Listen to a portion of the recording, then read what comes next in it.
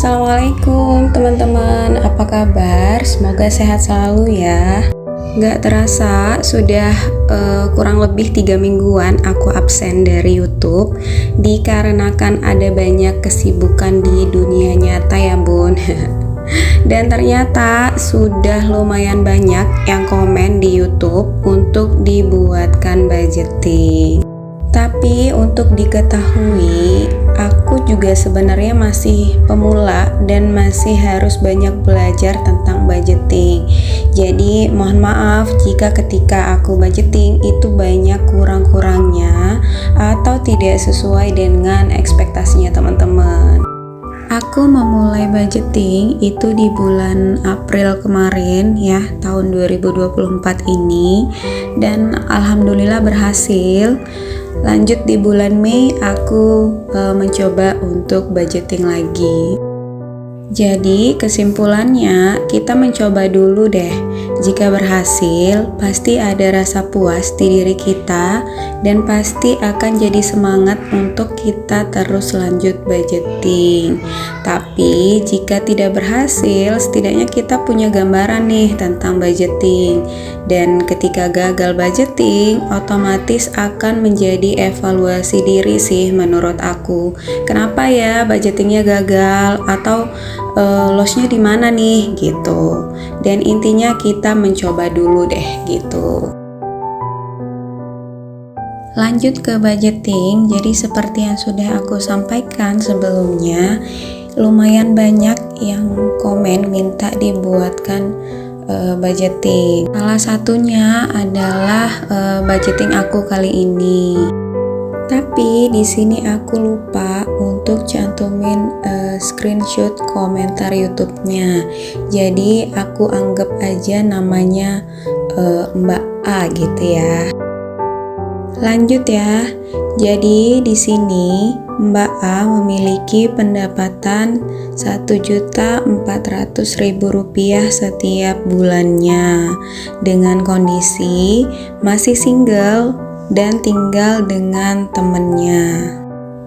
Di sini aku nggak tahu ya Mbak A ini dan temennya sewa satu kos barengan atau bagaimana, karena dari hasil komen YouTube jawabannya hanya tinggal dengan teman gitu ya. Dan di sini Mbak A itu punya beberapa kewajiban bulanan. Kewajiban bulanannya yang pertama adalah cicilan BIF. Kalau nggak salah, BIF ini salah satu finance ya. Ini di sini cicilannya sekitar 400.000. Lanjut ke kewajiban kedua, di sini Mbak A juga memiliki kewajiban koperasi dengan budget 240.000 setiap bulannya. Kewajiban selanjutnya adalah ngasih orang tua dong ya. Di sini budgetnya adalah Rp100.000. Dengan total kewajiban bulanan Mbak A itu adalah Rp740.000. Jadi sisa budget yang ada setelah disisihkan kewajiban bulanan adalah Rp660.000. Kewajiban bulanan sudah aman, sekarang lanjut ke kebutuhan bulanan. Di sini ada beberapa list kebutuhan yang ditulis oleh Mbak A di komen YouTube. Di antaranya ada kebutuhan beras, di sini budgetnya 50.000. Lanjut kebutuhan bayar listrik, di sini budgetnya juga 50.000. Lalu untuk galon di sini budgetnya 20.000.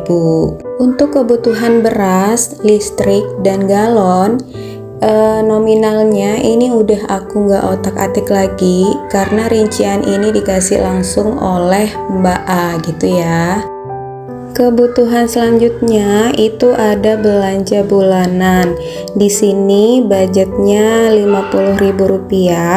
Di sini belanja bulanan itu untuk beli sabun, untuk beli pasta gigi, untuk beli shampoo dan lain-lain. Berhubung di sini Mbak A masih single, menurut aku budget Rp50.000 itu kurang lebih sudah cukup. Kebutuhan selanjutnya itu ada makan atau beli bahan makanan. Intinya di sini untuk keperluan masak-memasak. Di sini aku budgetinnya 250.000 untuk 1 bulan. Kebutuhan selanjutnya ini ada BBM atau bensin ya. Karena di sini aku nggak tahu nih si Mbak A ini jarak tempatnya bekerja dengan rumah temannya itu jauh atau dekat, aku nggak tahu. Tapi di sini aku budgetinnya untuk bensin itu ada 50.000 aja. Lanjut untuk internet, di sini aku budgetinnya 50.000. Lalu untuk skincare, di sini aku budgetinnya 50.000 juga. Karena skincare kan nggak wajib ya dibeli setiap bulan, maksudnya nggak harus setiap bulan beli gitu. Lanjut, di sini ada sedekah. Di sini aku budgetinnya 20.000. Lalu kebutuhan terakhir itu ada dana darurat. Di sini aku budgetinnya 70.000. Jadi saran aku setiap keuangan rumah tangga itu usahakan ada yang namanya dana darurat, karena kita nggak tahu di kemudian hari itu kita butuh dana darurat ini gitu ya, atau bisa saja dipakai di bulan itu untuk keperluan-keperluan yang mendadak gitu ya. Dan di sini ada beberapa note yang udah aku buat untuk Mbak A. Note yang pertama itu harus rutin masak ya untuk menghemat biaya makan. Lalu yang kedua, utamakan kebutuhan. Dan yang ketiga itu ada batasi nongkrong. Kenapa aku bilang batasi nongkrong? Ya, namanya juga anak gadis ya, pasti ada keinginan untuk nongkrong, jalan sama teman, atau membeli sesuatu yang diinginkan. Tapi sebelum itu harus banyak pertimbangan atau harus diperhitungkan gitu ya budgetnya agar tidak over budget. Kurang lebih seperti ini budgeting untuk Mbak A. Mohon maaf jika banyak kurangnya atau tidak sesuai dengan realita yang ada saat ini ya. Karena ini hanya gambaran. Untuk selanjutnya mungkin bisa disesuaikan kembali ya. Terima kasih untuk teman-teman yang udah nonton sampai akhir. Mohon maaf jika ada salah kata, dan sampai jumpa di video selanjutnya. Bye.